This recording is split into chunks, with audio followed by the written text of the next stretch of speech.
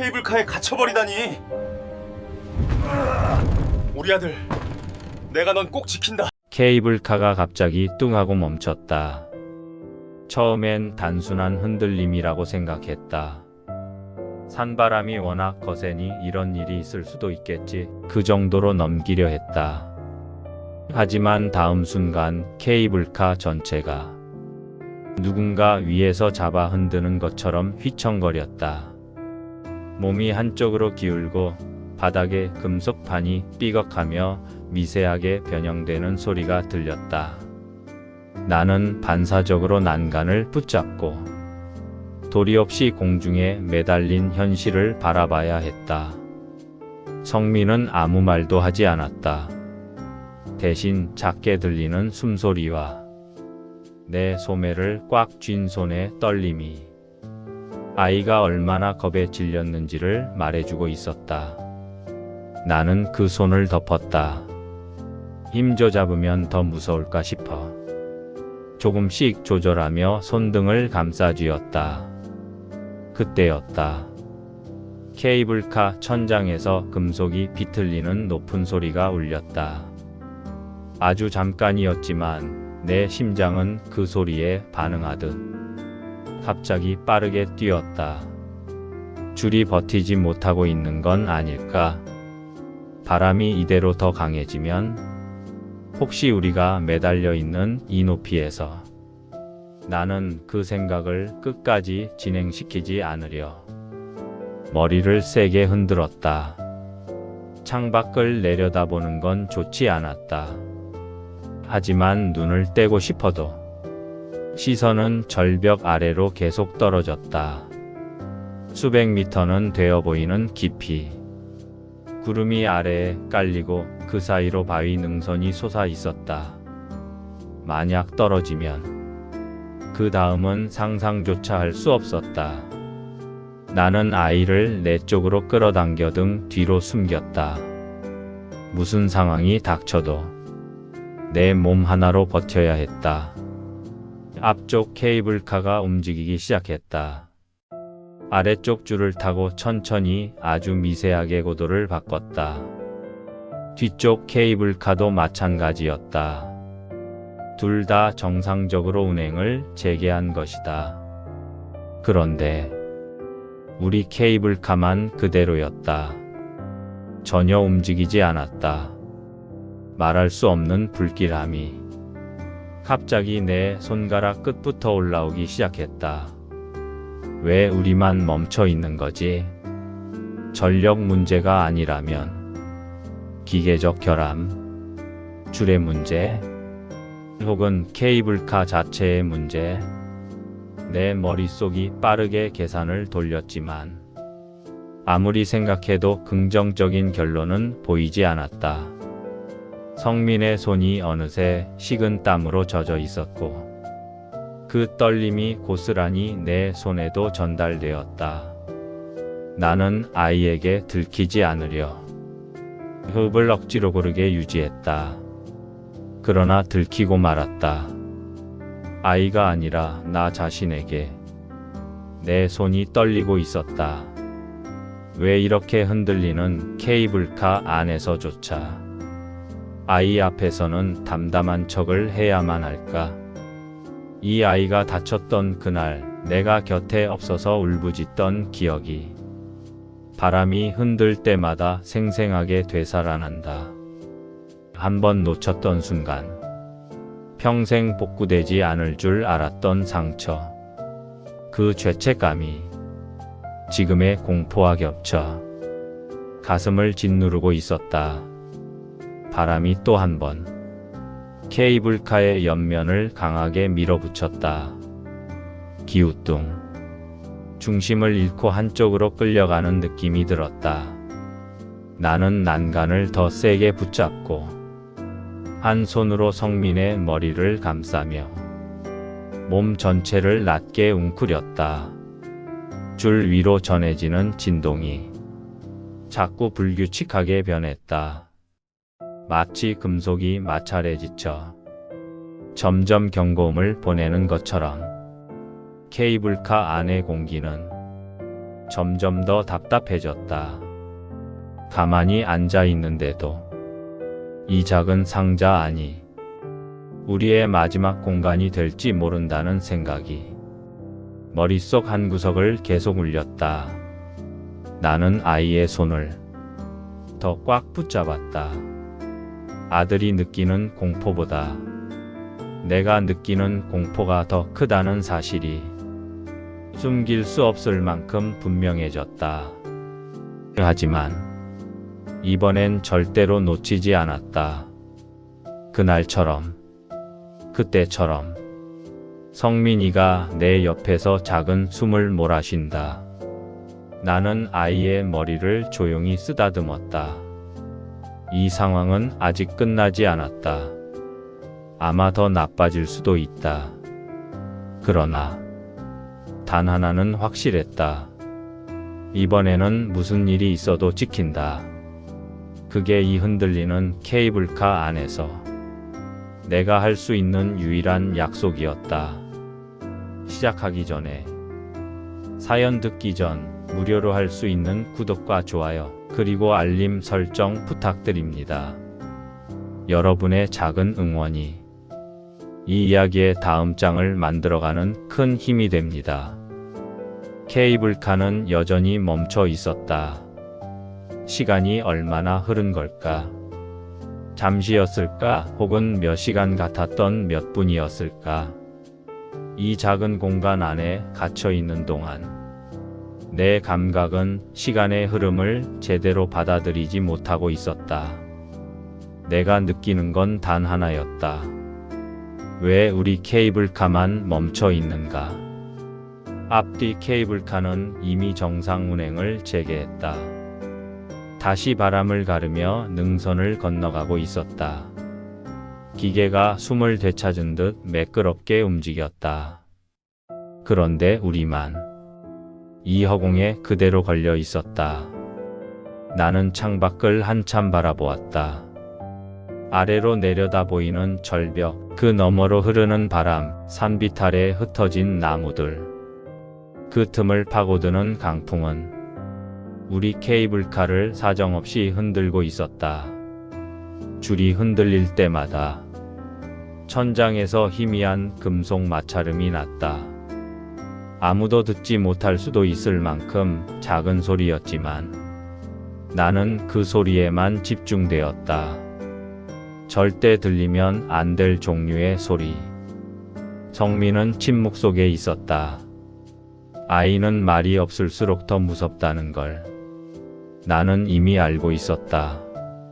그 작은 어깨가 서서히 굳어가는 게 내 손끝을 통해 느껴졌다.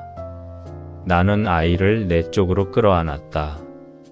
목덜미 가까이서 느껴지는 아이의 가쁜 숨결. 그 작은 몸이 떨리는 게 분명했지만 나는 일부러 아무 말도 하지 않았다. 말을 꺼내는 순간 내 감정이 무너질 것 같았다. 대신 나는 아이의 등을 천천히 쓸어내리며 내 호흡을 억지로 고르게 유지했다.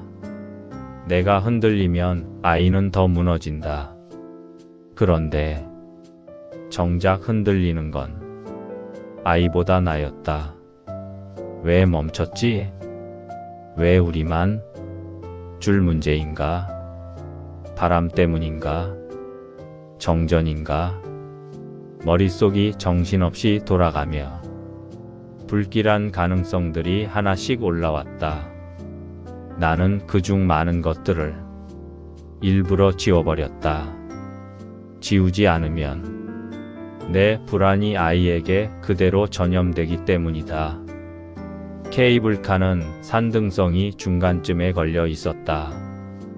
앞으로 나아가려는 힘도 뒤로 물러나려는 힘도 없이 중력과 바람 그리고 얇은 줄 하나에만 의지하고 있었다. 그 줄 몇 센티 굵기 안에 우리 둘의 생명이 걸려 있었다. 나는 문틈 아래로 시선을 떨어뜨렸다. 아래가 보이지 않는 깊은 절벽이 구름 사이로 틈새만큼 드러나 있었다. 어둡고 조용하고 끝이 없는 공간. 그곳을 오래 바라보면 정말로 끌려 내려갈 것 같은 착각이 든다. 나는 고개를 서둘러 들었다. 이런 착각조차 아이에게는 위험했다. 케이블카 안의 공기는 점점 뜨거워졌다. 바람이 흔들 때마다 공기 사이로 금속 냄새가 옅게 퍼졌다. 그 냄새는 이 공간이 안전하지 않다는 걸 상기시키는 듯 했다. 잠시 후 케이블카가 아주 조금 흔들렸다. 움직이려는 기척 같기도 했지만 그와 동시에 천장에서 뭔가 삐걱하고 갈라지는 듯한 소리가 났다. 나는 반사적으로 아이의 어깨를 감싸 안았다. 몸이 자동으로 앞으로 숙여졌다. 가슴이 심하게 뛰었다. 혹시 줄이 버티지 못하는 건 아닐까? 그 순간 몇 년 전 그날의 장면이 번개처럼 머릿속을 스쳤다. 성민이가 크게 다쳤던 그날, 나는 그 자리에 없었다. 정말 단 한순간도 그 사실을 잊은 적이 없다. 내가 곁에 있었다면 막을 수 있었을까? 아니면 그때와 마찬가지로 이 순간에도 또 한 번 무력하게 서 있을 뿐일까? 그때부터 내 마음 깊은 곳에는 늘 죄책감이 자리에 있었다. 아이가 웃을 때도, 자고 있을 때도, 나를 불렀을 때도 나는 항상 그 뒤에 숨은 그날을 떠올렸다. 오늘 이 여행도 결국 그날을 만회하기 위한 시도였다. 아이에게 좋은 추억을 만들고 싶었다. 그저 한 번이라도 기쁨을 주고 싶었다. 아빠라는 존재가 아이에게 불안의 대상이 아니라 안전의 상징이라는 걸 다시 알려주고 싶었다. 그러나 지금 이 흔들리는 케이블카 안은 내 의지를 비웃듯 우리를 점점 더 무력하게 만들고 있었다. 내 손바닥에는 이미 식은 땀이 맺혔다. 아이에게 들키지 않으려고 손을 살짝 털었지만 곧 다시 아이의 손을 꼭 잡았다. 이 작은 손을 놓칠 수 없다. 어떤 상황도, 어떤 공포도, 어떤 과거도 이번에는 절대로 이 손을 놓지 않을 것이다. 케이블카가 또 한 번 이번에는 더 크게 흔들렸다. 나는 숨을 완전히 멈췄다. 위기는 아직 시작일 뿐이었다. 케이블카는 여전히 움직이지 않았다. 앞뒤 케이블카만 멀어져가는 모습을 보며 나는 알 수 없는 고립감 속으로 빠져들었다. 그들이 멀어질수록 우리가 이 공중 어딘가에 혼자 남겨지는 것 같은 기묘한 불안이 스며왔다. 성민은 말이 없었다. 하지만 작은 손이 내 소매를 더 깊게 움켜쥐며 자신도 모르게 몸을 내 쪽으로 기울였다. 아이는 침묵할 때 가장 두려워한다는 걸 나는 이미 안다. 나는 아이의 등을 한번 쓰다듬고 창밖을 다시 살폈다. 산의 능선은 점점 어두워지고 있었다. 날씨가 갑자기 흐려지기 시작한 건지 아니면 단순히 구름이 아래 계곡에서 몰려오는 것인지 판단하기 어려웠다. 하지만 하늘이 어둑해진다는 사실 하나만으로도 내 심장은 더 빠르게 뛰기 시작했다. 어둠은 불길함을 더 짙게 만든다. 케이블카는 바람을 맞아 미세하게 흔들리고 있었다. 거짓말처럼 작은 움직임. 하지만 그 흔들림 하나하나가 내 머릿속에서 엄청난 시나리오를 만들어냈다. 혹시 줄이 조금이라도 손상된 건 아닐까? 바람이 더 세지면 어떻게 버티지? 이 고도가 유지되면 구조대가 접근하기 어렵지 않을까? 별의별 생각이 다 올라왔다. 그런데 그중 가장 두려운 건 예전에 성민이에게 벌어졌던 그 사고가 떠오르는 순간이었다. 그날도 이랬다. 평범한 하루였다. 아무 일도 일어나지 않을 것처럼 보였다. 그런데 아주 사소한 틈이 모든 걸 뒤집어 버렸다. 성민이의 울음, 전화 너머 들리던 그 끊어진 호흡. 내가 뛰어가는 동안 머릿속을 가득 채웠던 공포. 그 이후로 나는 아이 앞에서 늘 강한 척 해야만 했다. 지금 이 순간 그 강함이 점점 부서지고 있었다. 케이블카가 또 한 번 흔들리며 천장에서 금속이 미세하게 울렸다. 바람의 방향이 바뀐 건가? 아니면 줄이 마모된 건가? 나는 아이에게 들키지 않게 숨을 한 번 깊게 들이마셨다. 산 공기가 차갑게 폐로 밀려들었다. 그런데 이번엔 바람이 아니라 지진 같은 흔들림이 왔다. 좌우가 아니라 아래로 떨어지는 느낌. 몸이 순간적으로 무중력처럼 떴다가 다시 내려앉았다. 심장이 멎을 뻔했다. 아이의 손이 내 옷을 잡아당기며 몸에 더 파고들었다. 케이블카는 곧바로 멈췄지만 방금의 움직임은 그저 단순한 바람의 장난이 아니었다. 나는 난간을 더 세게 잡았다. 손가락 관절이 하얗게 변할 만큼 힘이 들어갔다. 이 케이블 정말 버틸 수 있을까? 머릿속에서 단 하나의 의문만이 끊임없이 반복 재생되었다. 바깥에서는 구름이 갑자기 내려오기 시작했다. 능선 아래에서 피어오르던 하얀 구름이 천천히 그러나 확실하게 케이블카 높이까지 올라오고 있었다. 바람의 소리도 심하게 변했다.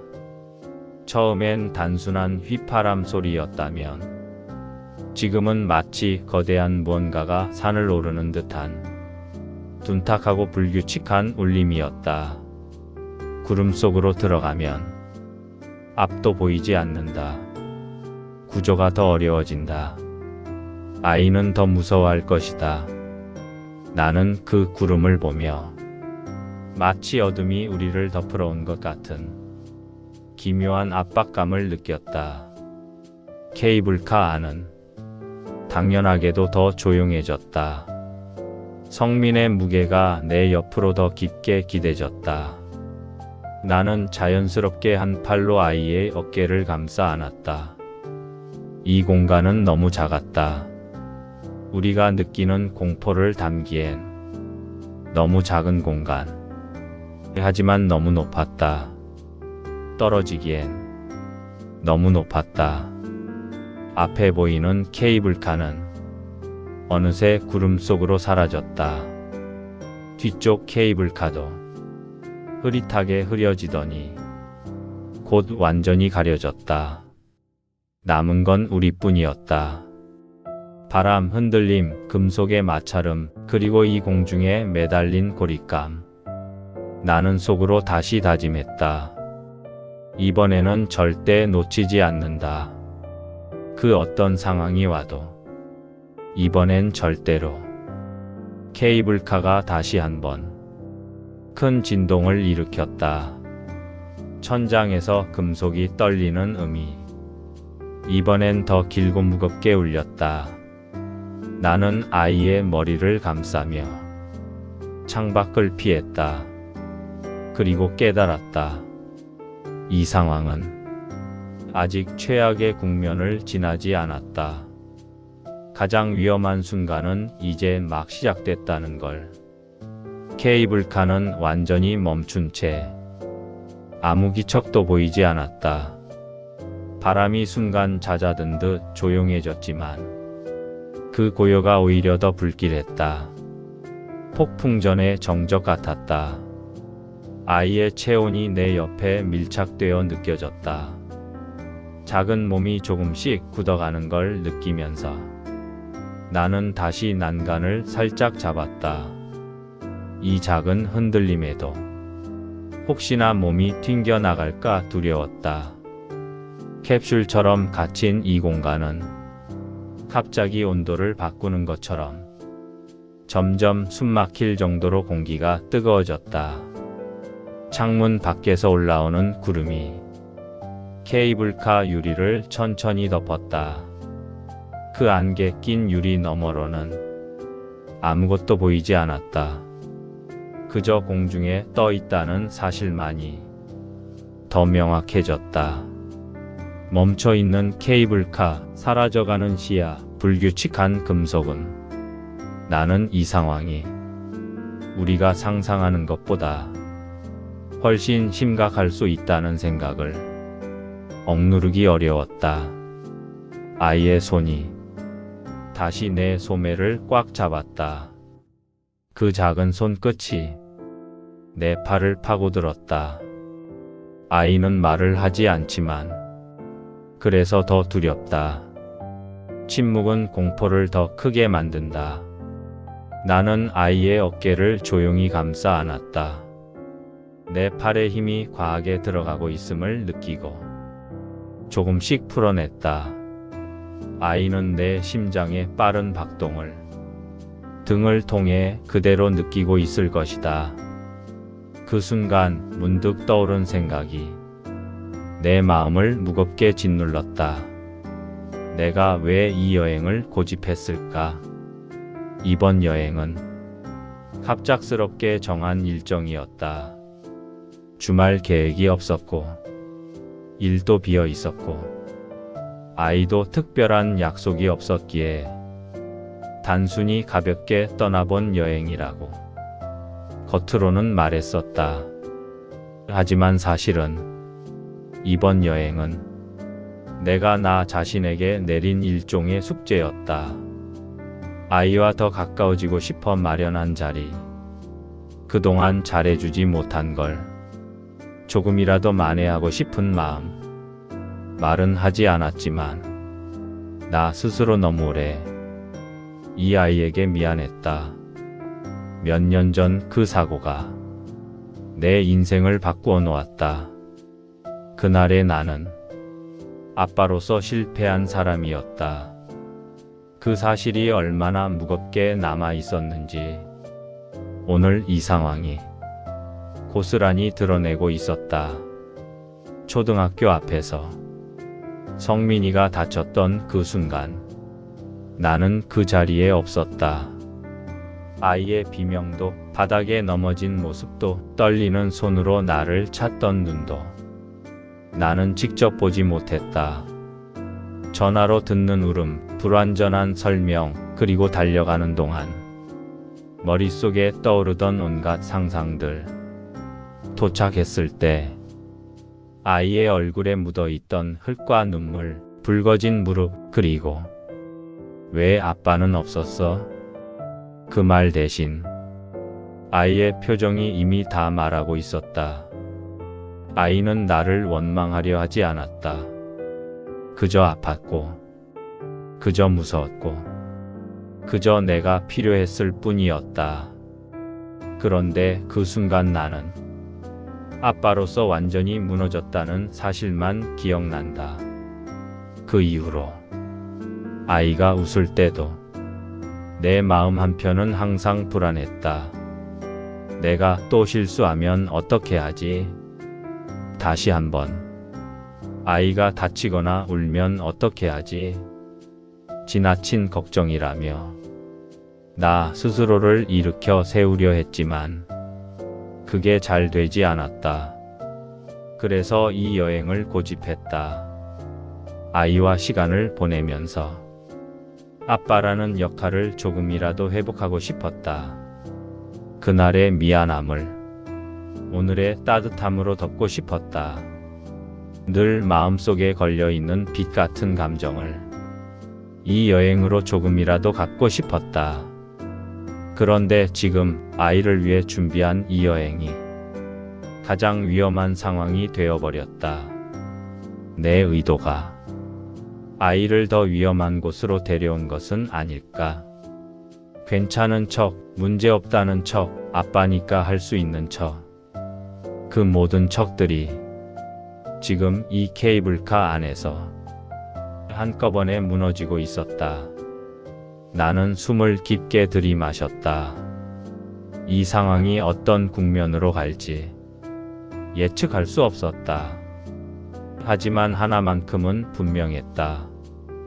아이 앞에서 내 불안이 새어나오는 순간 이 작은 공간은 더 큰 공포로 뒤덮일 것이다.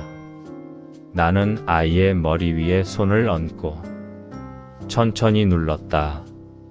괜찮아라고 말하지 못했다.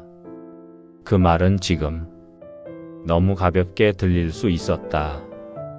대신 그저 손의 온도로 내가 이곳에 있다는 사실만 전하려 했다.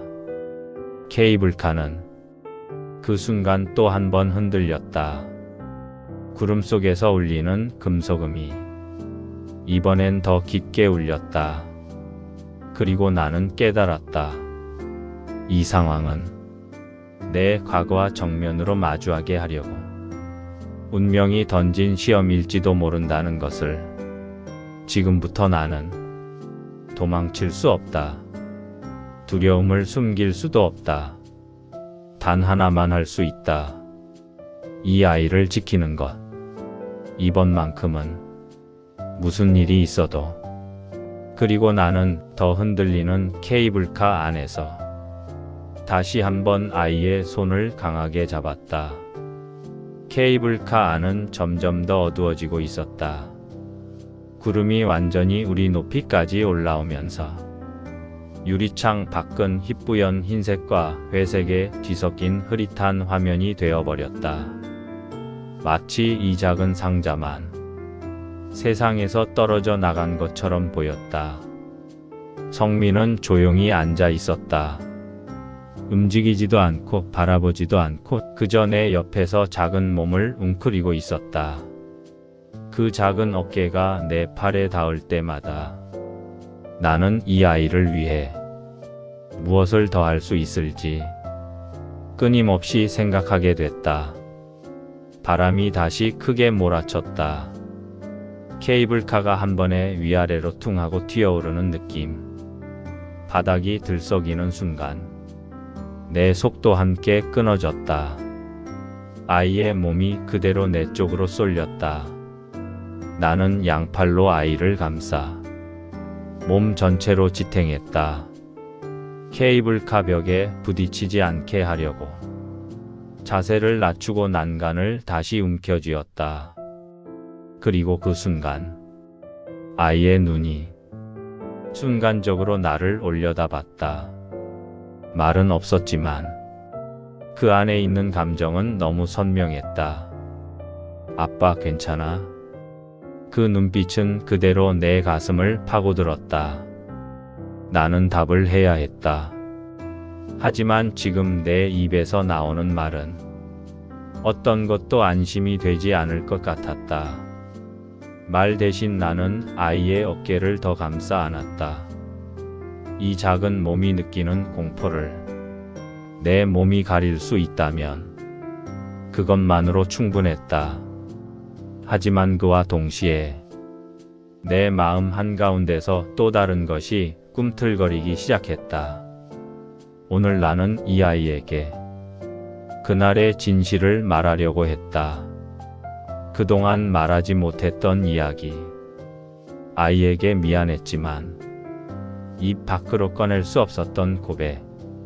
내가 왜 그날 그 자리에 없었는지, 왜 늦었는지, 내가 얼마나 오랫동안 그 후회 속에서 살았는지.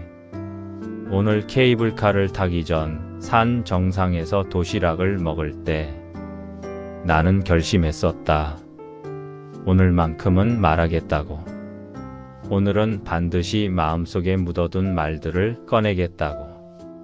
하지만 지금 이 상황 앞에서 그 고백은 또다시 숨을 곳을 찾아버렸다. 케이블카가 또 크게 흔들렸다. 흔들림이 너무 갑작스러워. 내 머리가 케이블카 벽에 턱 부딪힐 뻔했다. 천장에서 다시 한번 금속이 갈리는 소리가 들렸다. 그 소리를 듣는 순간 내 다리가 저릿하게 굳었다. 이는 단순한 마찰음이 아니었다. 어디선가 경고를 보내는 소리 같았다. 아이는 내 옆에 바짝 붙어서 손을 꽉 쥐고 있었다. 말도 없고 움직임도 없었다. 그저 나를 향해 자신을 맡기고 있었다. 그 사실이 나를 더 가슴 아프게 했다. 성민아, 아빠가 약속을 못 지킨 적이 있었지. 그날처럼 널 지켜야 할 순간에 아빠가 없었던 적이 있었지. 그날의 기억은 지금의 공포보다 더 생생했다. 아이의 울음, 실수로 넘어졌던 작은 몸, 피난 얼굴, 그리고 의사에게 던졌던 내 질문들. 그러나 그 모든 장면보다 더 선명한 것은 아이의 눈빛이었다. 아빠, 왜 나 몰랐어? 입으로 한 말이 아니었다. 하지만 그 표현되지 않은 질문은 내 가슴을 오래도록 파고들며 지워지지 않았다. 그 이후로 나는 매 순간 이 아이에게만은 실망을 주지 않겠다고 마음속으로 맹세했었다. 그런데 지금 이 케이블카 안에서 내 무력함은 그때와 크게 다르지 않았다. 나는 손을 더 꽉 쥐었다. 아이 손과 내 손 사이에 식은 땀이 고였다. 케이블카는 계속 흔들렸고 구름은 점점 더 짙어졌다. 바람은 매서워지고 케이블카 안은 마치 외부 세계와 단절된 작은 방처럼 고립되기 시작했다. 그리고 그 순간 내 머릿속에 하나의 생각이 강하게 자리 잡았다. 만약 오늘 정말로 무슨 일이 생긴다면 나는 이 아이에게 마지막까지 뭐라고 말할 수 있을까? 이 질문이 내 마음을 움켜쥐었다. 말하지 못했던 고백들, 그날의 진실, 아이에게 전하지 못했던 감사와 사랑, 모두 미뤘던 말들, 오늘 말하려 했던 그 모든 말이 지금은 오히려 가슴을 찌르는 짐이 되어 내 숨을 막았다. 케이블카가 또 한 번 크게 뒤틀렸다. 나는 아이를 더 끌어안았다. 지금 필요한 건 말이 아니라 버티는 것, 지키는 것, 그리고 절대로 놓지 않는 것. 위기는 아직 끝나지 않았다. 오히려 지금부터가 시작일지도 모른다는 것을. 케이블카 안의 공기가 점점 싸늘해지고 있었다. 창문 밖에서 밀려오는 차가운 바람이 유리 틈 사이로 스며들어 피부를 스치는 감각이 분명해졌다. 처음엔 단순한 고도 때문이라고 생각했지만 곧 더 큰 문제가 있다는 걸 깨달았다. 온도가 떨어지는 게 아니라 내 몸이 굳어가고 있었다. 아들을 안고 있는 내 손끝이 어느 순간부터 감각을 잃기 시작했다. 손바닥은 식은 땀으로 젖었고 손가락은 힘을 줄 때마다 익숙하지 않은 떨림을 일으켰다. 아이의 작은 손이 내 손등 위에 가만히 놓였다. 말은 없었다. 하지만 그 행동 하나만으로 아이도 내 변화를 느꼈다는 걸 알 수 있었다. 지금 이 순간 아이는 공포보다도 내 떨림을 더 먼저 느끼고 있었을지 모른다. 나는 손을 들키지 않으려고 힘을 살짝 주어 손끝을 조였다. 하지만 그 순간 손목부터 발까지 저릿한 감각이 퍼져나갔다. 마치 두려움이 혈관을 타고 온 몸으로 번지는 듯한 느낌이었다. 아이는 조용히 나를 바라봤다. 눈동자에는 불안이 아니라 다른 감정이 살짝 비쳤다. 걱정. 아이의 눈에서 보인 건 분명히 아빠를 향한 걱정이었다. 나는 그 눈을 잠시 피했다. 아빠인 내가 아이에게 걱정의 대상이 된다는 사실이 숨이 막힐 만큼 아팠다. 나는 의도적으로 시선을 바깥으로 돌렸다. 하지만 창밖 풍경은 더 절망적인 그림을 보여주고 있었다. 아까까지만 해도 멀리 보이던 산 능선은 구름에 완전히 잠겼다. 흐릿하기만 하면 좋았겠지만 구름은 점점 밀도가 짙어져 이제는 유리창에 맺힌 듯 뿌연 벽처럼 바깥 시야를 가렸다. 우리는 완전히 고립되었다. 구름 속에서 부는 바람은 소리를 바꾸었다. 휘이하던 소리는 더 두터워지고 거칠어지며 마치 누군가 케이블카를 끌어당기는 듯한 낮고 불규칙한 울림이 되었다. 케이블카가 툭 하고 흔들렸다. 작은 진동이었지만 그 안에 담긴 압력은 거칠었다. 그리고 이어서 천장에서 금속이 비틀리는 소리가 다시 한번 울렸다. 이번엔 아까보다 더 길었다. 나는 아이의 머리를 안아 자연스럽게 내 가슴 쪽으로 끌어당겼다. 아이의 이마 가까이 내리는 숨결이 차갑게 느껴졌다. 아이가 식은 땀을 흘리고 있는 게 틀림없었다. 내 손은 완전히 젖어 있었다. 그 젖은 손이 아기를 안고 있는 팔을 따라 계속 미끄러졌다. 나는 팔에 힘을 더 주어 아이를 더 강하게 붙들었다. 하지만 그 과정에서 깨달았다. 지금 내 손이 너무 차갑다. 철제 난간을 잡고 있던 왼손은 어느 순간부터 감각이 없었다. 손등을 한번 펴보려고 했지만 손가락이 굽혀진 채 잘 움직이지 않았다. 바람의 추위 때문이 아니라 두려움 때문이다. 숨을 제대로 들이마시지 못할 만큼 공포가 몸을 굳히고 있었다. 그리고 아이도 그걸 느꼈다. 손끝이 떨릴 때마다 아이의 손도 작은 떨림으로 반응했다. 나는 입술을 깨물었다. 아이가 느끼는 걸 내가 더 크게 느끼고 있다는 사실이 가슴을 죄어왔다. 왜 이렇게 된 걸까? 왜 내가 아이보다 더 겁을 먹고 있을까? 그 순간 비겁한 한 장면이 떠올랐다. 몇 년 전 성민이가 다쳤던 그날, 나는 아이가 넘어졌다는 말을 듣고도 단숨에 달려가지 못했다. 다른 일에 얽매여 있었고 잠깐이면 되겠지, 크게 다친 건 아니겠지 스스로 안심시키며 몇 분을 더 허비했다. 그 몇 분이 아이가 울음을 멈추지 못했던 시간, 내가 아이에게 가장 크게 상처를 준 시간이었다. 나는 늘 그날의 나를 원망한다. 그리고 오늘처럼 위기 상황이 닥치면 반드시 그 기억이 되살아난다.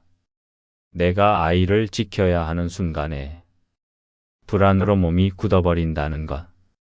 이 무력함이 아빠로서의 나를 가장 깊게 찌르는 칼이었다. 케이블카가 또 크게 흔들렸다. 몸이 위로 뜨는 느낌과 함께 케이블카 전체가 순간 아래로 꺼지는 듯한 위험한 진동이 느껴졌다. 나는 본능적으로 아이를 팔 안에 더 깊게 끌어안았다. 손목부터 팔꿈치까지 완전히 저려왔지만 힘을 빼지 않았다. 지금 내 손이 차갑든 떨리든 아프든 상관없었다. 아이의 체온을 느끼는 이 순간, 그 떨림조차 절대 아이에게 전달되어서는 안 된다. 그러나 나는 알고 있었다. 나의 차가운 손, 나의 굳어가는 손가락, 나의 떨림, 아이도 이미 모두 느끼고 있다는 것을. 그리고 그 사실이 케이블카의 흔들림보다 더 큰 공포로 나를 덮어버렸다. 케이블카가 흔들린 건 이미 여러 번이었다. 하지만 그 순간 케이블카는 흔들린 것이 아니라 기울었다. 바람 때문이라고 생각하려 했다. 하지만 이번 기울어짐은 방향도 속도도 강도도 지금까지와 전혀 달랐다. 몸이 한쪽으로 확 쏠리며 등과 어깨가 벽에 부딪히는 느낌. 케이블카 바닥이 발밑에서 사라지고 중력 방향이 완전히 달라진 듯한 순간 나는 재빨리 아이를 끌어안고 벽과 난간 사이에 몸을 밀어넣었다. 마치 누군가 우리를 옆으로 밀쳐 떨어뜨리려는 듯한 강한 압력이 느껴졌다. 케이블카의 유리창이 딱하고 불길한 소리를 냈다. 작은 균열은 아니지만 금속 프레임이 휘는 듯한 느낌. 전체 구조가 한계점에 닿았다는 신호였다. 내 팔 안에서 아이는 말없이 몸을 웅크렸다. 작은 숨이 가슴에 닿을 때마다 나는 이 상황이 얼마나 위험한지 더 명확하게 체감했다. 아이가 숨을 들이마실 때마다 그 공포가 전부 나에게 옮겨오는 것 같았다. 나는 난간을 붙잡았다. 하지만 손이 제대로 잡히지 않았다. 지금 내 손은 공포로 굳어 있었고 바람에 얼어붙어 있었고 이미 여러 번 힘을 준 탓에 감각이 사라지고 있었다. 그런데도 난간을 놓칠 수 없었다. 내 한쪽 팔은 아이를 감싸고 있었고 다른 한쪽은 난간을 잡고 있었다. 둘 중 하나라도 놓치면 끝이었다. 케이블카는 계속 기울어 있었다. 정확히 말하면 기울어진 상태로 아주 천천히, 아주 불안정하게 흔들리고 있었다. 줄이 버티고 있는 건지 아니면 미세하게 늘어나고 있는 건지 구분이 되지 않았다. 나는 아래를 보지 않으려고 끝까지 시선을 위로 두었다. 하지만 시야 한쪽 끝에서 절벽이 천천히 기울어진 각도로 보여 내 심장이 한순간 멈추는 기분을 느꼈다. 절벽이 보인다는 건 우리가 지금 수평에 있지 않다는 뜻이었다. 케이블카는 바람에 흔들리는 것이 아니라 한쪽이 내려앉고 있었다. 아이의 머리 위로 손을 얹었다. 작은 몸이 너무 가벼웠다. 이 상황에서 이렇게 가벼운 존재를 내 몸 하나로 지킨다는 게 한순간 참혹한 현실로 느껴졌다. 나는 팔을 더 깊게 감싸며 몸 전체를 벽 쪽으로 밀어 넣었다. 혹시라도 케이블카가 미끄러진다면 아이를 내 쪽으로, 내 몸 아래로 보호해야 했다. 그 순간 철제 지지대 쪽에서 무겁고 낮은 금속음이 울렸다. 크르르르. 마치 금속이 하중을 버티며 비명을 지르는 소리. 그 소리와 동시에 케이블카는 잠깐이나마 더 깊게 기울어졌다. 아이의 몸이 내 가슴까지 거의 들려 올라왔다. 나는 아이를 끌어안은 채 정말로 떨어질까봐 등 전체로 케이블카 벽을 눌러 지지하려고 애썼다. 숨이 제대로 들어오지 않았다. 아이의 체온을 느끼는 것이 안도감을 주는 동시에 공포를 극대화했다. 이 아이를 지켜야 한다. 지금만큼은 절대로 놓쳐선 안 된다. 그리고 동시에 들려오는 머릿속에 또 다른 목소리. 그때처럼 되면 안 돼. 그날처럼 놓치는 순간이 오면 안 돼. 몇 년 전 내가 제때 달려가지 못했던 그날. 그 죄책감이 케이블카 기울어짐보다 더 강하게 나를 옥죄었다. 아이의 머리 위에서 가쁜 숨소리가 들렸다. 공포에 떨리지만 말은 없다. 그 침묵이 상황의 심각함을 더 드러냈다. 나는 아이의 등을 어루만지며 내 심장 박동을 숨기려 했지만 이미 너무 빨랐다.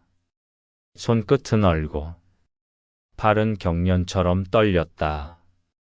케이블카는 아직 원래 위치로 돌아오지 않았다.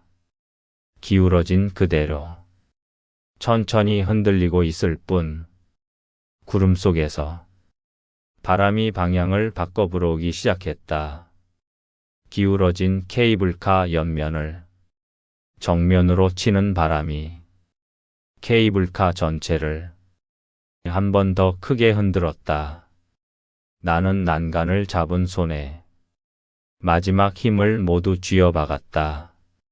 손목까지 통증이 올라왔지만 놓을 수 없었다. 아이를 지키기 위해 내 온몸의 균형을 단 하나의 팔, 단 하나의 손끝에 걸고 있었다. 그리고 나는 깨달았다. 지금부터는 바람이 조금 더 불기만 해도 우리는 더 기울어질 수 있다. 이 흔들림 속에서 아이가 느끼는 공포가 내 심장을 쥐어짜는 듯 했다. 나는 아이의 머리 위에 입술을 꾹 눌러 숨을 가다듬었다. 아무 말도 할 수 없었다. 하지만 마음속에서는 계속 같은 말이 반복되고 있었다. 이번엔 절대로 놓치지 않겠다. 그리고 케이블카는 또 한 번 크게 기울었다. 케이블카는 여전히 한쪽으로 기울어진 채 불안정하게 흔들리고 있었다. 바람이 잠잠해지는 듯 하나 싶다가도 갑자기 다시 방향을 바꿔 들이쳤다. 기울어진 틈새로 바람이 들어오는 것처럼 차가운 공기가 케이블카 안쪽으로 밀려들었다. 내 팔 사이에서 아이의 체온이 느껴졌다. 이 작은 온기 하나 때문에 나는 지금 이 위기 속에서도 두려움을 억지로 누르고 있었다. 하지만 이번에는 그 온기로조차 숨이 가라앉지 않았다. 왜냐하면 이번 흔들림은 단순한 흔들림이 아니었다. 바람이 케이블카의 옆면을 때리는 순간 어디선가 텅하고 무거운 금속음이 들렸다. 케이블카 안에서 나는 소리가 아니라 바깥에서 떨어지는 소리였다. 나는 즉시 고개를 들었지만 창밖은 여전히 희뿌연 구름뿐이었다. 앞도 뒤도 위도 아래도 모두 흰색이거나 회색이었다. 그런데 흰 구름 사이에서 작은 그림자가 떨어지는 게 보였다. 어둡고 무겁고 길쭉한 그림자. 떨어지는 속도가 너무 빨라. 내 시선이 따라가지 못할 정도였다. 내 심장이 순간적으로 위로 솟구쳤다. 설마 방금 그게 나는 손바닥에 힘이 들어가는 걸 느꼈다. 아이의 등을 감싼 팔에도 힘이 너무 들어가 근육이 떨리는 것처럼 아팠다. 떨어진 게 무엇인지 정확히 보지는 못했다. 하지만 그 형태와 속도는 케이블카 외부에 붙어 있던 어떤 것이라는 걸 확실히 말해주고 있었다. 바람이 조금 가라앉는 듯 하더니 이어지는 정적. 어색하고 불길하고 귀가 먹먹해질 정도의 정적. 그 정적 속에서 나는 내 심장 소리를 들었다. 그리고 미세하게 줄에서 나는 떨림도 들렸다. 아까부터 느껴지던 그 떨림. 하지만 지금은 그 떨림이 더 규칙적이고 더 무겁고 더 깊었다. 케이블카가 매달린 줄이 하중을 견디며 변형되는 소리였다. 나는 숨을 들이마셨다. 그리고 그 숨이 중간에 끊겼다. 왜냐하면 내 등 뒤로 더 큰 진동이 느껴졌기 때문이다. 잠깐, 정말 잠깐이었지만 케이블카 전체가 아래로 툭 하고 내려앉았다. 마치 바닥이 꺼지는 것처럼 수직으로 짧게 떨어졌다. 내 온몸이 위로 뜨는 느낌을 동시에 받았다. 체중이 잠시 공중에 떠서 아이의 몸이 부딪히듯 내 품에 안겼다.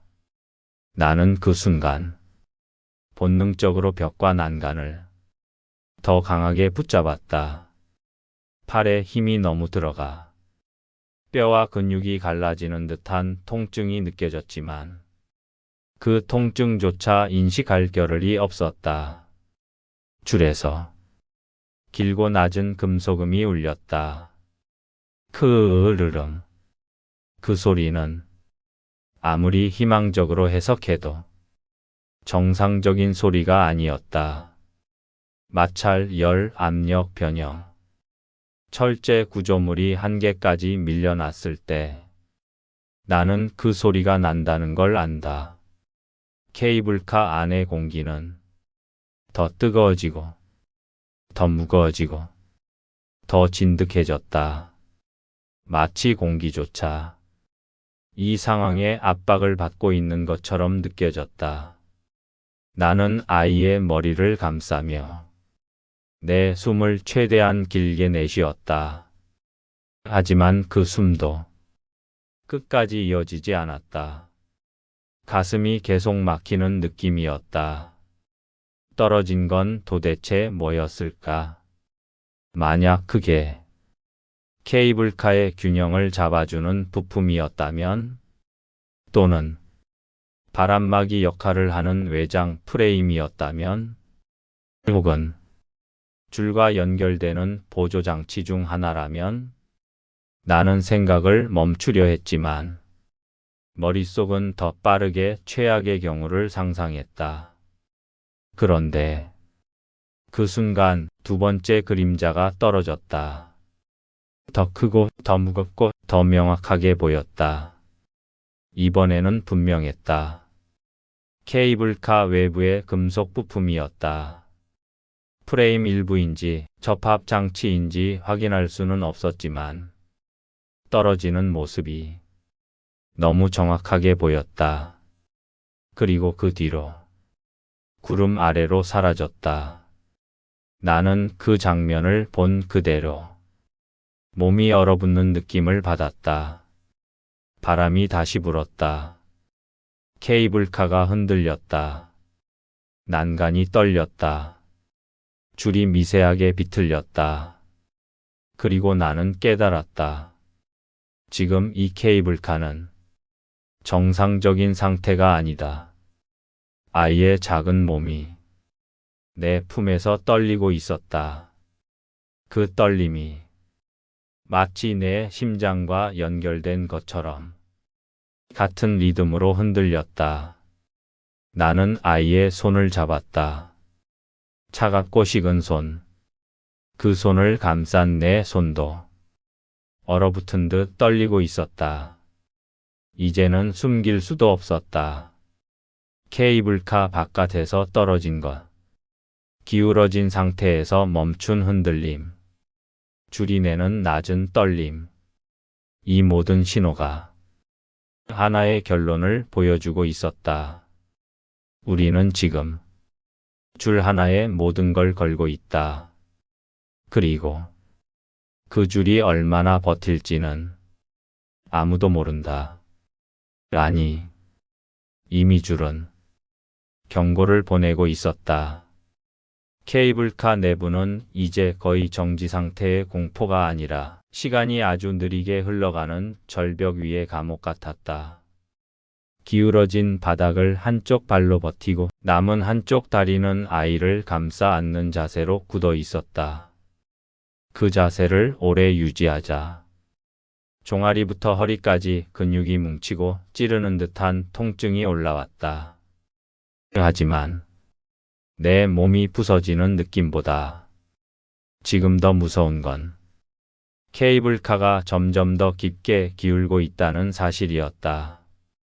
기울어진 상태에서 바람이 불면 흔들림은 단순한 좌우 흔들림이 아니라 바닥이 아래로 미끄러지는 듯한 감각으로 변한다.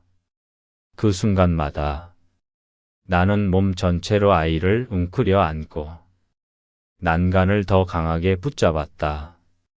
아이의 얼굴은 내 가슴에 파묻혀 있어 보이지 않았다. 하지만 작은 몸이 더 깊숙이 움츠러들었다는 걸 등을 통해 알 수 있었다. 나는 눈을 감았다. 하지만 눈을 감은 순간 절벽 아래로 떨어지는 상상이 더 생생하게 떠올랐다. 바람 소리, 줄의 떨림, 금속의 마찰음, 내 숨이 가빠지는 소리. 그 모든 게 덩어리처럼 뒤엉켜 머릿속을 꽉 채웠다. 갑자기 케이블카가 덜컥하고 크게 흔들렸다. 내 몸이 위로 뜨는 느낌. 아이의 몸이 팔 안에서 크게 흔들리며 하늘로 들릴 듯한 가벼운 움직임을 보였다. 나는 거의 반사적으로 아이의 몸을 더 깊게 감싸 안았다. 그 순간 난간을 잡고 있던 손이 미끄러질 뻔했다. 차가운 금속 표면에 땀과 진물이 섞여 손가락이 더 이상 정확히 고정되지 않았다. 미끄러지는 순간 팔이 비틀리고 손목이 꺾였고 다시 손가락을 조여잡는 데까지 불과 0.5초도 걸리지 않았는데 그 0.5초 동안 나는 정말로 깨달았다. 우리가 여기서 내려가지 못할 수도 있겠다는 것을. 위험할 수도 있다. 정전일 수도 있다. 바람 때문일 수도 있다. 지금까지는 그렇게 변명하며 내 마음을 억누를 수 있었다. 하지만 외부 부품이 떨어진 지금, 줄이 비명을 지르는 지금, 케이블카가 기울어진 채 멈춰 있는 지금, 내 머릿속에서 울리는 단 하나의 문장은 더 이상 부정할 수 없었다. 정말로 끝날 수도 있다. 그 순간 나는 처음으로 떨림을 숨기지 못했다. 손이 떨렸고 팔꿈치부터 어깨까지 경련이 일었고 숨이 가빠져 가슴이 바위처럼 쪼여왔다. 아이를 안고 있는 자세가 갑자기 너무 벅찼다. 아니, 벅차다기보다 무섭다는 느낌이 더 맞았다. 내 품 안에 있는 이 아이가 지금 이 순간 내가 무너지면 같이 무너진다는 사실. 그 무게가 감당하기 어렵게 느껴졌다. 나는 입술을 꽉 다물었다. 아이가 듣지 못하게, 아이가 느끼지 못하게 내 떨림이 조금이라도 줄기를 바라며. 하지만 아무리 숨을 고르려 해도 심장은 멈추지 않았다. 불길한 상상들이 하나 둘 더해졌다. 줄이 끊어진다면 아래 구름 속으로 곧장 추락한다. 속도는 상상할 필요도 없다. 그 안에서 아이는 지금 이 생각조차 내 가슴을 질식시켰다. 나는 벽에 등을 바짝 붙이고 아이의 머리를 가슴 깊숙이 끌어당겼다. 이 자세라면 내 몸이 먼저 부딪히고 내가 충격을 다 받을 수 있다. 두 다리는 여전히 떨리고 있었지만 내 손은 절대 아이를 놓지 않았다. 그러나 그때 줄에서 이전과는 다른 소리가 들렸다.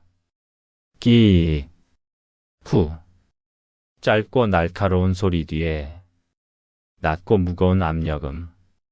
철이 구부러질 때 나는 가장 위험한 소리. 나는 온몸이 굳었다.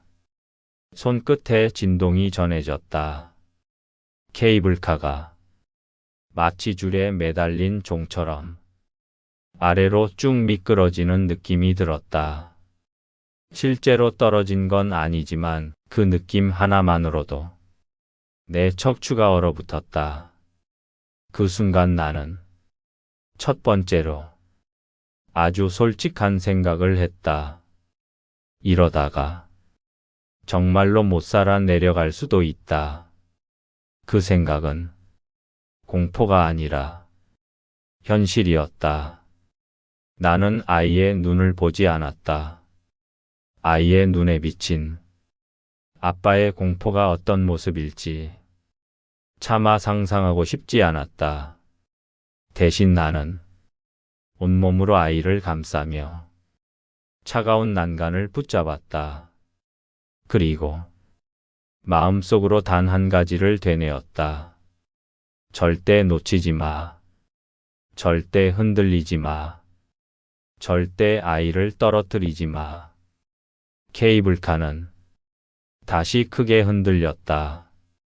그리고 나는 결국 인정하고 말았다. 우린 지금 죽음과 멀지 않은 곳에 있다. 하지만 바로 그 순간부터 나는 오히려 더 강하게 아이를 붙잡았다. 공포 속에서도 내가 할 수 있는 건 단 하나뿐이었다. 지켜야 한다. 무슨 일이 있어도. 케이블카는 더 이상 흔들리는 수준을 넘어서 버티고 있는 것조차 기적처럼 보였다.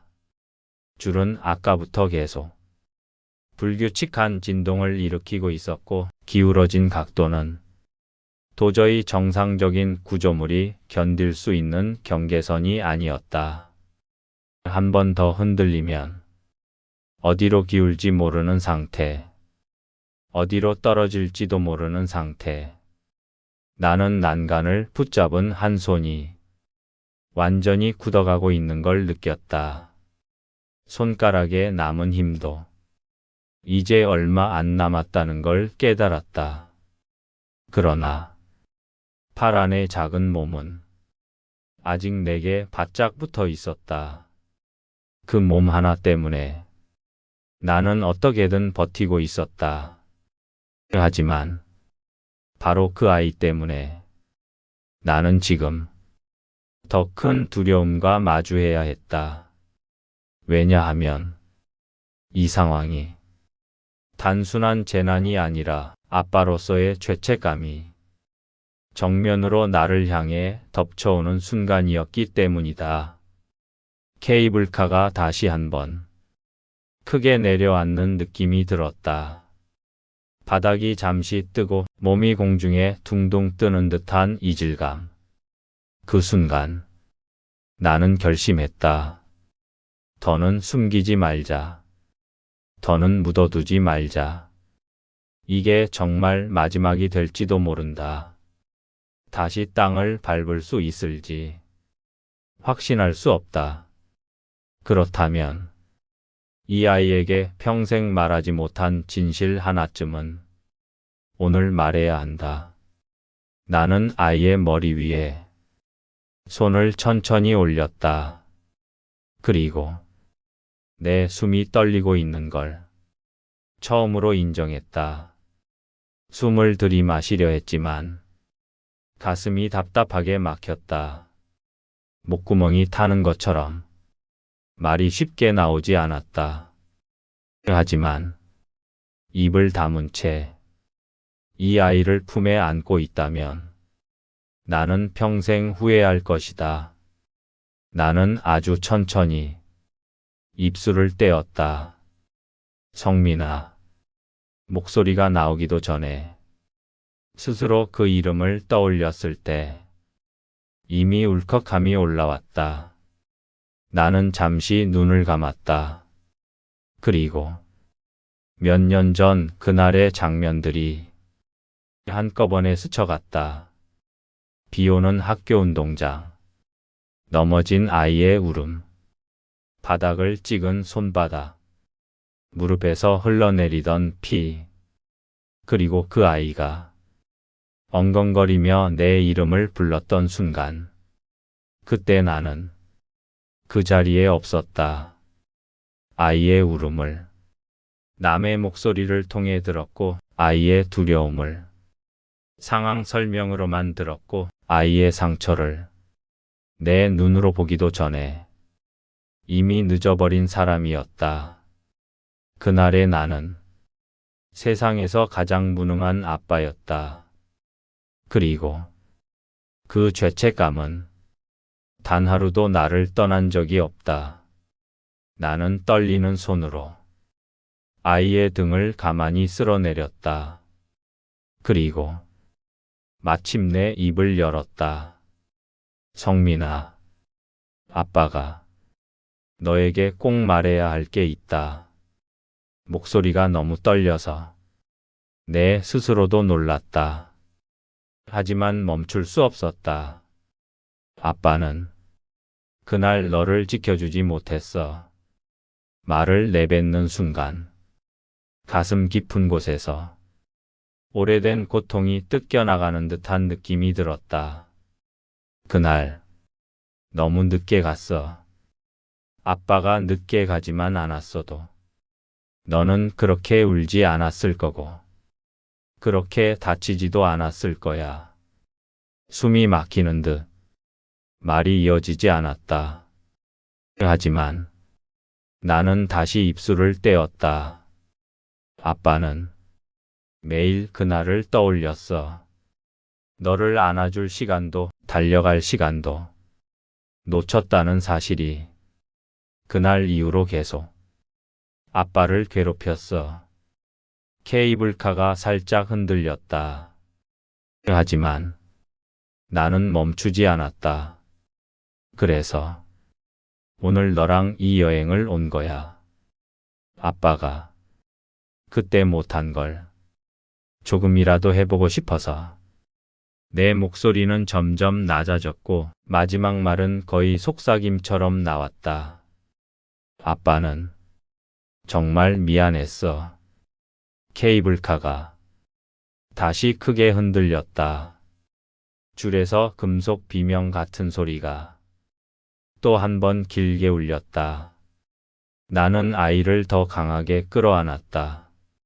이게 마지막이 될 수도 있다는 공포 속에서 나는 평생 묵혀둔 진심을 처음으로 아이에게 꺼내놓았다. 그리고 그 순간 기이하게도 한 가지를 깨달았다.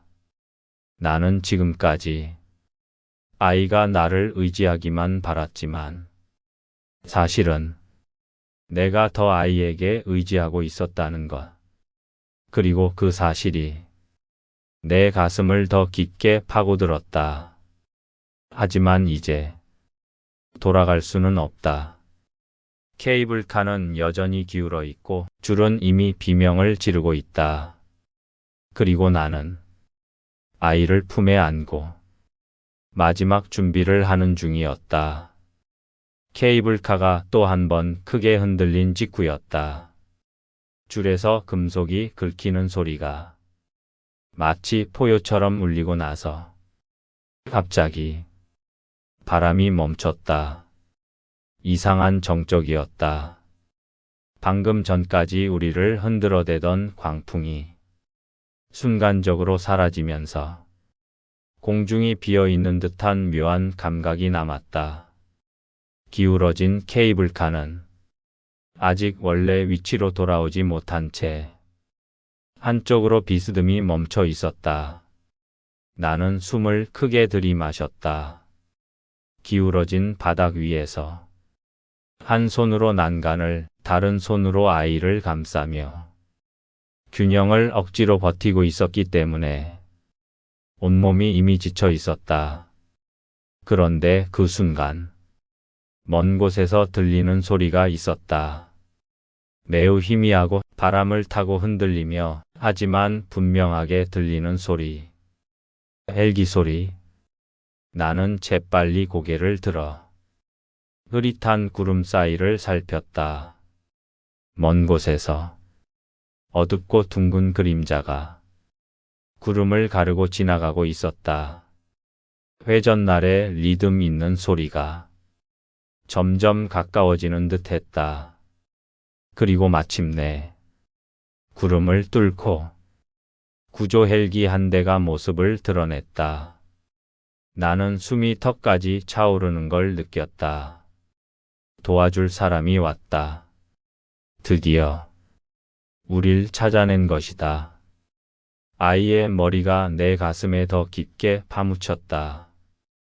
아이는 아무 말도 하지 않았지만 그 작은 몸이 희미하게 떨리는 걸 느끼면서 아이도 이 소리를 들었다는 걸 알 수 있었다. 헬기는 천천히 케이블카 위쪽으로 이동했다. 하지만 구름이 너무 짙었다. 그리고 케이블카는 한쪽으로 크게 기울어진 상태였다. 조금만 더 기울면 줄이 완전히 틀릴 것처럼 보였다. 헬기가 조금 더 가까이 오자 강한 바람이 케이블카 옆면을 때렸다. 우두두두. 헬기 바람 때문에 케이블카가 다시 흔들렸다. 난간을 잡은 내 손이 순간 미끄러졌다. 손목이 꺾이듯 휘어지며 다시 잡아채는 데까지 얼마 안 되는 시간이었지만 그 짧은 순간에 내 심장은 완전히 멈춰버리는 듯 했다. 헬기는 케이블카 바로 위로 수직 접근을 시도하고 있었다. 하지만 기울어진 각도 때문에 수직 접근은 너무 위험했다. 구름 속에서 헬기 조종사는 계속 방향을 바꾸며 가까이 오려 했지만 케이블카는 헬기 바람만으로도 위태롭게 흔들렸다. 줄에서 새로운 울음이 들렸다. 크르륵 크르릉. 아까보다 더 무겁고 더 찢어지는 듯한 소리였다. 나는 헬기 쪽을 올려다보았다. 헬기의 어두운 그림자가 케이블카 윗면을 덮으며 우리를 감싸고 있었다. 그러나 바로 그때 헬기는 갑자기 후진했다. 왜? 왜 멈추지? 왜 접근을 포기하지? 나는 이 상황을 믿을 수 없다는 듯 바라보았다. 그러자 헬기 스피커에서 무언가 들리는 듯한 소리가 구름을 뚫고 희미하게 전해졌다. 소리는 분명 구조대 쪽이었지만 말의 내용은 하나도 들리지 않았다. 하지만 헬기가 멈춘 이유는 너무나 명백했다.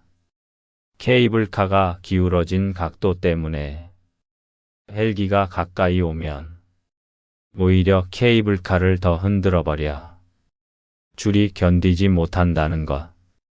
헬기 바람이 케이블카 기울기에 직접 영향해 더 위험한 상황이 될 수 있었다. 그래서 그들은 쉽게 접근하지 못했다.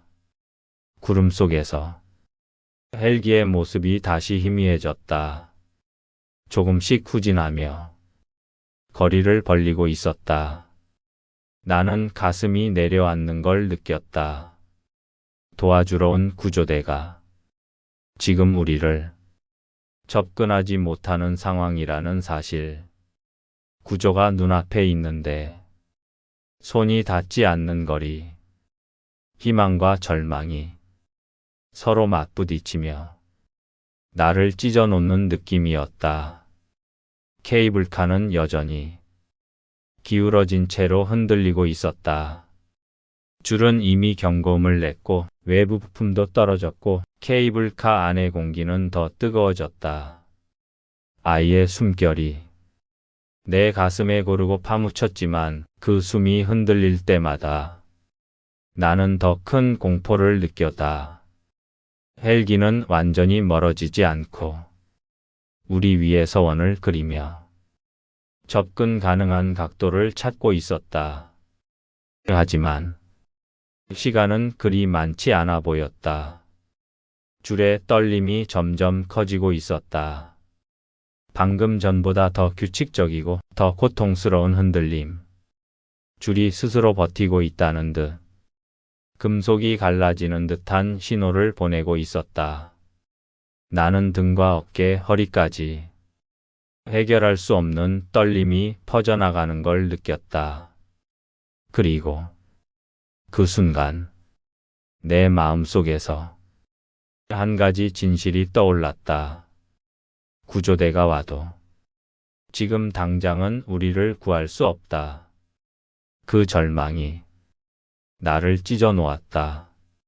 하지만 동시에 나는 아이를 더 강하게 끌어안았다. 이 상황에서 내가 할 수 있는 건 단 하나뿐이었기 때문이다. 끝까지 버티는 것. 아이를 절대로 놓지 않는 것. 구조대가 다시 접근할 그 순간까지 무슨 일 있어도 견디는 것. 그리고 나는 한 손으로 난간을 더 세게 잡았다. 피가 나든 손목이 부러지든 그건 상관없었다. 내가 지금 절대 놓지 않아야 하는 건 바로 내 품에 있는 이 작은 아이였다. 헬기가 우리 위를 맴도는 동안 나는 난간을 붙잡은 손끝이 점점 감각을 잃어가는 걸 느꼈다. 기울어진 케이블카는 아직도 한쪽으로 기울어진 자세로 천천히, 아주 천천히 더 아래로 내려가는 듯 했다. 정말 끝일 수도 있었다. 하지만 이상하게도 그 순간 내 마음속 깊은 곳에서는 두려움보다 더 큰 감정이 피어오르고 있었다. 내 품 안에 있는 이 작은 아이. 내 심장보다 더 소중한 존재. 내가 살아온 이유, 내가 후회 속에 버티며 다시 일어설 수 있었던 이유. 그 아이의 체온이 내 가슴 전체를 따뜻하게 적시고 있었다. 그리고 깨달았다. 이 순간마저 나는 혼자가 아니었다. 줄이 떨리고 케이블카가 비틀리고 구조대가 접근하지 못하는 절망적인 상황에서도 아이는 말없이 내 품에서 조용히 버티고 있었다. 아빠를 믿고 내 숨소리를 느끼며 내 심장 박동에 귀를 기대며 이 작은 존재가 지금 나를 믿고 있다는 사실 하나가 내 온몸을 다시 일으켜 세웠다. 그때였다. 멀리서 들리던 헬기 소리가 갑자기 더 가까워졌다. 바람이 크게 휘몰아쳤고 케이블카 위쪽에서 무언가 철컥하고 걸리는 소리가 들렸다. 나는 고개를 들어 구름을 찢고 내려오는 구조요원의 모습을 보았다. 밧줄이 케이블카 상단에 걸렸고 요원이 흔들리는 상태에서 구조 후크를 걸기 위해 몸을 숙이고 있었다. 그 순간 케이블카가 크게 흔들렸고 줄에서 다시 심한 비명이 울렸지만 구조요원은 두 손으로 케이블카 상단을 붙잡고 단단히 버티고 있었다. 그리고 마침내 강철 후크가 딱 하고 정확한 위치에 걸리는 소리가 들렸다. 케이블카가 아주 조금, 정말 아주 조금 수평으로 돌아가기 시작했다. 그 미세한 움직임이 나에게는 기적처럼 느껴졌다. 구름이 갈라지고 헬기의 불빛이 케이블카 안을 밝히기 시작했다. 나는 그 빛 아래에서 아이의 얼굴을 내려다봤다. 숨결, 체온, 작은 가슴의 움직임, 살아있다. 그리고 그 순간 나는 마음속으로 아주 조용히 말했다. 성민아, 아빠는 이제 그 어떤 순간에도 너를 놓치지 않을 거야. 케이블카는 구조대의 철제 와이어에 의해 천천히 안전한 곳으로 옮겨지기 시작했다. 나는 마지막까지 아이의 등을 쓰다듬으며 작게 숨을 내쉬었다. 끝났다. 정말로 끝났다. 하지만 어쩌면 이것은 끝이 아니라 내가 다시 아빠가 되는 순간이었는지도 몰랐다. 아빠로서의 두 번째 기회, 놓친 순간들에 대한 용서, 그리고 앞으로 살아갈 모든 시간들에 대한 약속. 나는 아이를 더 꼭 안았다. 세상 그 무엇보다 소중한 존재를. 그리고 조용히 속삭였다. 아빠가 다시 태어났다. 다음 이야기가 궁금하셨다면 이 이야기를 끝까지 들어주신 여러분 감사합니다. 앞으로도 마음을 울리는 감동 사연, 반전 드라마 같은 이야기로 찾아뵐게요. 구독과 좋아요 그리고 알림 설정 큰 힘이 됩니다. 여러분의 하루에도 따뜻한 기적이 함께하길 바랍니다.